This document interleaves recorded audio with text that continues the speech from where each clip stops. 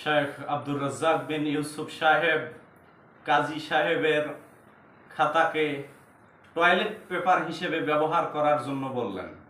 এতে কাজী সাহেবেরা রেগে গিয়ে তাকে কি বললেন আমরা আজকে সে সম্পর্কে শুনে আসব শেখ আব্দুর রাজ্জাক বিন ইউসুফ সাহেবের নিজের মুখ থেকে।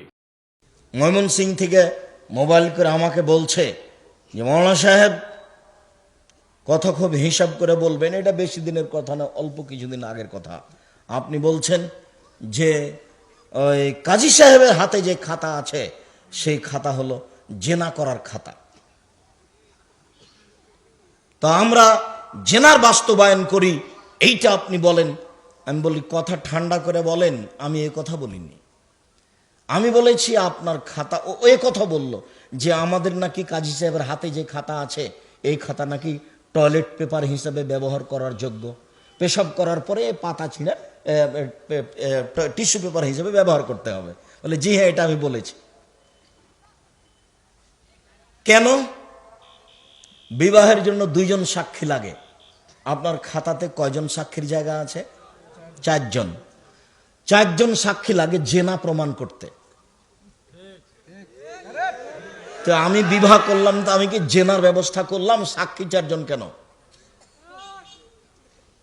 দেখি কোন মায়ের বেটার জবাব দিতে পারে এই খাতা বাতিল করতে হবে, এটাই চূড়ান্ত।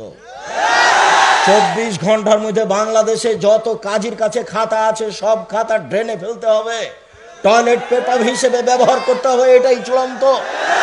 পৃথিবীর কোনো মানুষ কিয়ামত পর্যন্ত বৈধতা দেওয়ার কোনো সুযোগ নেই। খাতাতে 2 জন সাক্ষীর জায়গা করেই খাতা ছাপাতে হবে, এবং যারা এই কাজ করেছে জাতির সামনে তাদেরকে তোবা করতে হবে।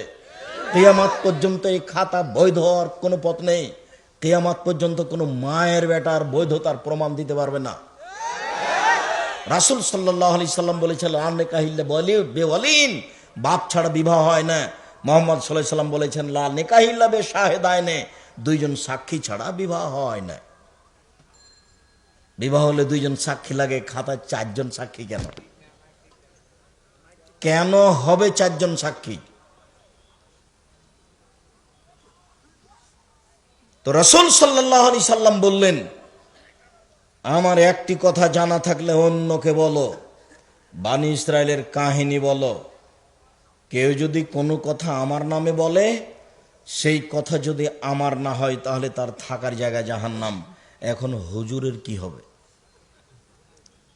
হুজুর যা বললেন সেগুলি কি আসলে আল্লাহর নবীর বললেন? হুজুরের জাহান্নামে যাওয়া সহজ, আপনার জাহান্নামে যাওয়া সহজ নয়। কেননা আপনি ধর্ম বিক্রি করতে আসেননি, হুজুর ধর্ম বিক্রি করতে এসেছে, কথাই ঠিক।